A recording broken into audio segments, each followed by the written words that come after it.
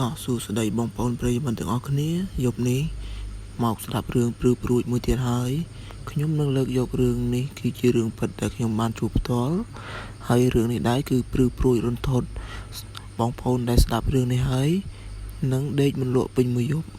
ប្រកាសជាដេកមិនលក់ទេបងប្អូនបើសិនជាបងប្អូនដែលខ្លាចខ្មោចសូមកុំស្ដាប់វាអីហើយរឿងនេះមានចំណងជើងថាខ្មោចលងពាក់កណ្ដាលយប់ម៉ោង12បាទបងប្អូនរឿងនេះគឺខ្ញុំជួបផ្ទាល់កាលពីបំឡុងឆ្នាំប្រហែលជា2016កាលនោះខ្ញុំបានទៅស៊ីឈ្នួលដឹកឈើឲ្យគេកាលនោះបរទេសគោដឹកឈើឲ្យគេហើយកាលនោះខ្ញុំនៅផ្ទះទេហើយរឿងហ្នឹងកើតឡើងនៅទួលចំបក់ស្ថិតនៅក្នុងខេត្តកញ្ចេះយ៉ាងហ្នឹងកាលនោះខ្ញុំនៅផ្ទះ2នាក់មិត្តភក្តិឈ្មោះវងហើយពាក់កណ្ដាលយប់នោះខែភ្លឺប្រហែលជាខែពេញបរមីផងហើយយប់នោះខែភ្លឺដល់ពេលពាក់កណ្ដាលយប់ក៏នាំគ្នាក្រោកទឹមគោរទេះនឹងទៅបរទៅក៏និយាយរឿងខ្មោចបណ្ដាបរទេះបណ្ដាប៉ុន្តែអត់មានជួបបញ្ហាអ្វីទេតាមផ្លូវសូម្បីតែកន្លែងដែលខ្មោចធ្លាប់លងតែគេធ្លាប់និយាយតគ្នានោះក៏អត់មានអីដែរប៉ុន្តែលុះដល់ពេលខ្ញុំបានបរទេសរហូតទៅដល់កន្លែងផ្ទះដែលគេទុកចោលមួយនៅម្ដុំទួលចំបក់កាលនោះគេទៅតែធ្វើផ្ទះមួយហើយផ្លូវគេទៅធ្វើអញ្ចឹងហើយកាលនោះអត់ទាន់មានភូមិផងអីលើដូចឥឡូវនោះទេកាលនោះគេទៅបង្កើតភូមិទៅមានផ្ទះមួយអត់ទាន់មានអ្នកទៅនៅនោះទេហើយមានតែអ្នកទៅអាឈើដើម្បីដឹកយកមកលក់ធ្វើជាដើម្បីយកកម្រៃចិញ្ចឹមជីវិតប៉ុណ្ណោះហើយខ្ញុំ2នាក់ក៏បានបរទេសទៅទាំងយប់ក៏ដែរយប់អត់ធៀបបែបហ្នឹង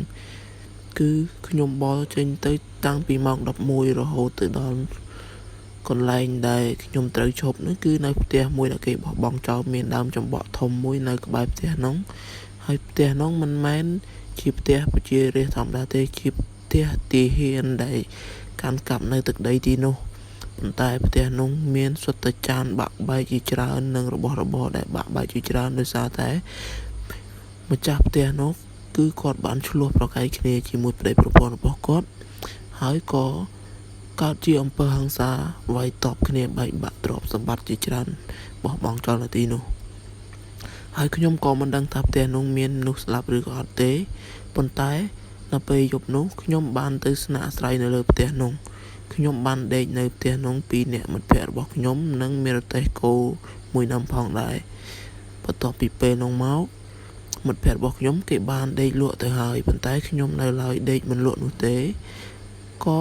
បងរះទៅមកលើអង្រឹងចងនៅក្រោមផ្ទះនោះបន្ទាប់មកខ្ញុំសំងំដេកយ៉ាងណាក៏ដេកមិនលក់នោះដែរដោយសារតែរសាប់រសល់ដូចជាមានអ្វីម្យ៉ាងអញ្ចឹងហើយដល់ពេលដែលខ្ញុំដេកមិនលក់យ៉ាងយូរប្រហែលជា2ទៅ3នាទីមានសំឡេងប្លែកម្យ៉ាងឮមកពេលដែលខ្ញុំកំពុងតែដេកមិនលក់ហើយក៏មានសំឡេងឮល្វើយចេញពីផ្លូវខាងមុខផ្ទះនោះស្រែកថាជួយផងមានគេដេញកាប់ខ្ញុំក៏ប៉ុន្តែខ្ញុំផ្ទៀងស្ដាប់ឮកាន់តែគៀកទៅដំបងខ្ញុំឮឆ្ងាយឮល្វើយ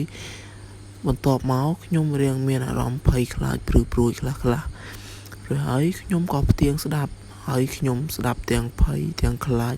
ទាំងបែកញើសសស្រាក់ក្លុំអង្រឹងភួយសំងំដេកតែដេកមិនលក់រួចហើយក៏ឮសំឡេងកាន់តែគៀកកាន់តែចិត្តឮកាន់តែខ្លាំងឡើងស្រែកថាជួយផងដែលឮល្វើយហើយធ្វើឲ្យខ្ញុំកាន់តែព្រឺព្រួយខ្លាចហើយទីនោះគឺជាកន្លែងដែលស្ងាត់អត់មានផ្ទះទេមានតែផ្ទះនឹងមួយហើយនឹងដើមចំបក់ធំមួយក្បែរផ្ទះនោះហើយមានដើមឈើ2 3ទៀតនៅខាងក្រោយហើយកន្លែងនោះខ្ញុំអត់ដឹងថាមានអ្នកស្លាប់ឬក៏អត់ទេប៉ុន្តែថ្ងៃនោះគឺជាថ្ងៃពេញបរមីផងនោះហើយខ្ញុំក៏មិនដឹងថាជាព្រាយខ្នាចឬក៏យ៉ាងណាដែរតែខ្ញុំបានឮសំឡេងស្រែកឲ្យជួយប្រហែលជា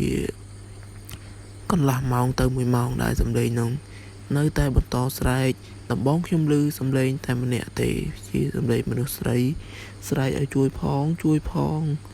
ស្រែកល្វើយជួយខ្ញុំផងមានគេដេញកាប់ខ្ញុំប៉ុន្តែដល់ពេលខ្ញុំកាន់តែខ្លាចខ្ញុំកាន់តែភ័យយូរទៅមានសំឡេងកាន់តែខ្លាំងទៀតឬមានសំឡេងដូចជាមានអ្នកដេញកាប់ដេញវាយទាយវាយតបគ្នាអញ្ចឹងប៉ុន្តែអត់មានភ្លើងអត់មានអីទេខ្ញុំបានផ្ទៀងមើលដែរប៉ុន្តែអត់មានពន្លឺមានភ្លើងពីខាងផ្លូវនឹងមកទេហើយខ្ញុំភ័យខ្លាចពេកខ្ញុំក៏មិនហ៊ានក្រោកចេញពីអង្រឹងរបស់ខ្ញុំដែរហើយមិត្តភ័ក្តិរបស់ខ្ញុំគេដេកលក់ធម្មតានៅឡើយតែខ្ញុំដេកមិនលក់នោះទេដោយសារតែខ្ញុំមានអារម្មណ៍ខ្លាចផងនិងឮសំឡេងពេញត្រចៀកផងប៉ុន្តែខ្ញុំផ្ទៀងមើលណាស់ដែរខ្ញុំបានលួចមើលប៉ុន្តែអត់ឃើញមានអ្វីទេប៉ុន្តែនៅពេលនោះខ្ញុំមានអារម្មណ៍ថាខ្លាចជាខ្លាំង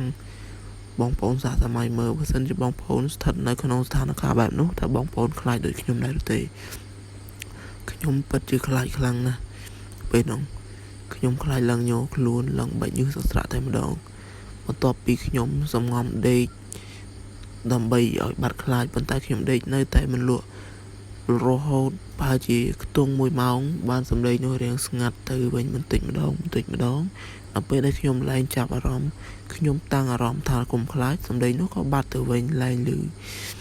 ហើយដល់ពេលមកដល់ផ្ទះវិញខ្ញុំសួរចាស់គេថាតំបន់នោះគឺមានខ្មោចចាស់ពីដើមជាជនជាតិដើមភាគតិចបានវាយតបគ្នានិងកាប់សម្លាប់គ្នានៅតំបន់នោះតាំងពីជំនាន់ចាស់បុរាណពីមុនមកម្លេះហើយមកដល់ឥឡូវគឺនៅតែមានអបិយជំនឿបែបហ្នឹង